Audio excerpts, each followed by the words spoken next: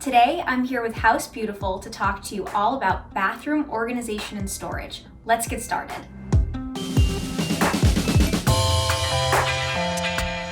The first step to any successful organizing project is to declutter. We all have products in our bathroom that we're not going to use again.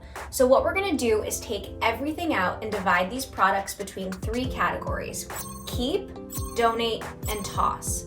If a product is brand new and unopened, you can donate it. But if you've used it even just once, you're going to have to throw it away. One way to organize your bathroom products is to use an expandable under-the-sink organizer like this. These are great because they adjust to work around the pipes underneath your sink.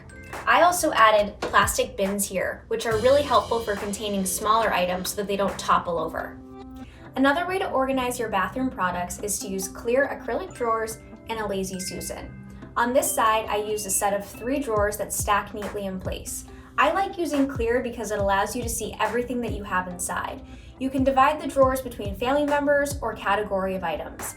And then on this side, I used a Lazy Susan or turntable to store my taller items. I love these because it allows you to see everything you have in one place. Another solution is to use an over-the-cabinet organizer. This one is made specifically for hair tools, so there's a section for a straightener, a blow dryer, and a curling iron. They come in lots of different sizes, shapes, and styles to suit whatever size you need underneath your sink. A common problem in the bathroom is keeping the medicine cabinet organized. Here, I'm using a divided medicine cabinet organizer to contain the smaller items that would otherwise get lost or topple over inside the medicine cabinet.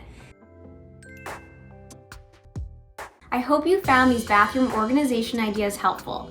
Be sure to follow along with House Beautiful for more home organization and storage ideas.